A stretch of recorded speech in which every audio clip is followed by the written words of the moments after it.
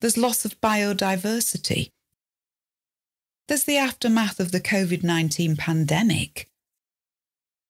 We're still counting the cost in many ways. But probably bigger than all of this at the moment, in people's awareness, all the conflicts going on in the world. Of course, there's Russia and Ukraine, but now there's also what's going on in Israel and Gaza. There's the fleeing of Nagorno-Karabakh, anti-regime protests in Iran, problems in Yemen, Ethiopia. Lots of places in the world where conflict has either broken out or could easily do so again. In fact, sometimes there's so many conflicts, it's hard to focus your attention. They compete for our attention. And inside of these war zones and where these natural disasters take place, people are suffering terribly. I don't know how organisations like the Red Cross or Médecins Sans Frontières, Doctors Without Borders, I don't know how they choose where to put their resources. There are so many people in need. There are so many people in need of humanitarian aid.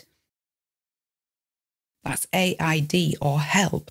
That's just basic support to keep people alive, but that's what these organisations do. There's also large-scale migration and the pain of this to individuals, and sometimes the horrific reports of loss of life as people drown in boats when trying to migrate. More at home and in the developed countries, other things we worry about, artificial intelligence, AI. Will it take our jobs? Will it change the world of work? What skill set will I need? And so-called AI anxiety. There are also high interest rates, high fuel prices, food inflation, and the cost of living crisis, or COLC as it's known in the UK. Everything's just more expensive, and can we afford to live? And there's also so much employment discontent. Both doctors and train drivers still striking in the UK at the moment. So it's easy to think of ourselves as experiencing a polycrisis at the moment. So much bad news in the world all at once.